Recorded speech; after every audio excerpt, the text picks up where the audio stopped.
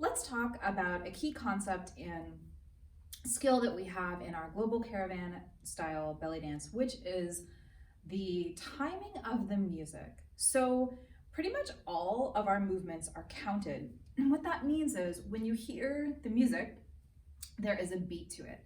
So a lot of times in dance, we count things as 1, 2, 3, 4, or 1, 2, 3, 4, 5, 6, 7, 8. You've probably seen movies where one of the characters is like a dance movie and they go 5, 6, 7, 8, and then they dance. So what's happening there is they're counting the beat of the music. And in GC, we separate our movements into music that has a faster beat, or sometimes this is called up tempo. And then we have music that has a slower beat. So the reason that's important is because we can divide our movements up into either belonging to the fast up-tempo category or the slow tempo category. So when we dance, we know that if we have slow music, we'll be drawing vocabulary from that group of movements versus when we have faster movement or faster music and we'll be drawing our vocabulary from that faster set of moves. We do have a medium kind of tempo that falls somewhere in the middle, and there's some moves that they're slow, but maybe you can do them a little bit medium, and some moves that are fast, but you can do them a little bit slower.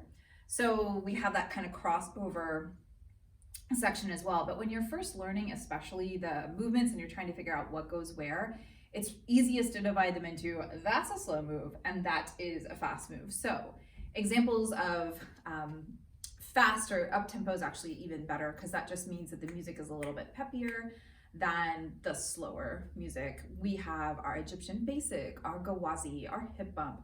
Those three families, in fact, though, like all the moves that go in there tend to be up tempo movement or up tempo vocabulary. We have our Arabic family, and that one can kind of be in the middle. Some of them are a little bit more up tempo, some of them are a little bit slower. And then a lot of our combos, if they come from Egyptian, Gwazi, or hip bump, they'll tend to be a little bit faster or medium speed when you execute them.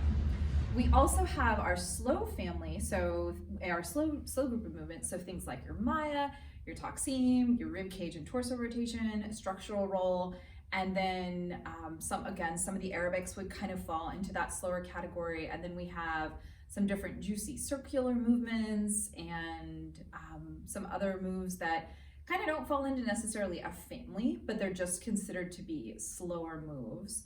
And again, there is that nice place, that sweet spot in the middle where they can be a little bit faster, but for the most part, we keep the movements that are more of the slow vocabulary in the slow section, and then the movements that are the faster in the up tempo or faster section.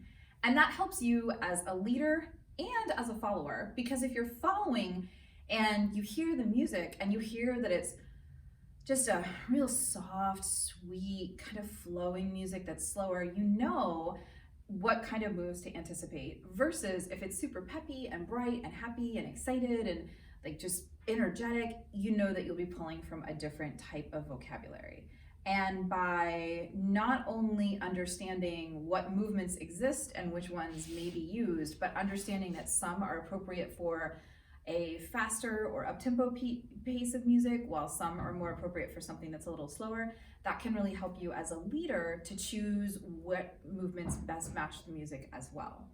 So in our Global Caravan style, we really look a lot at the music, and that's one of the ways that we determine what movements we pull out.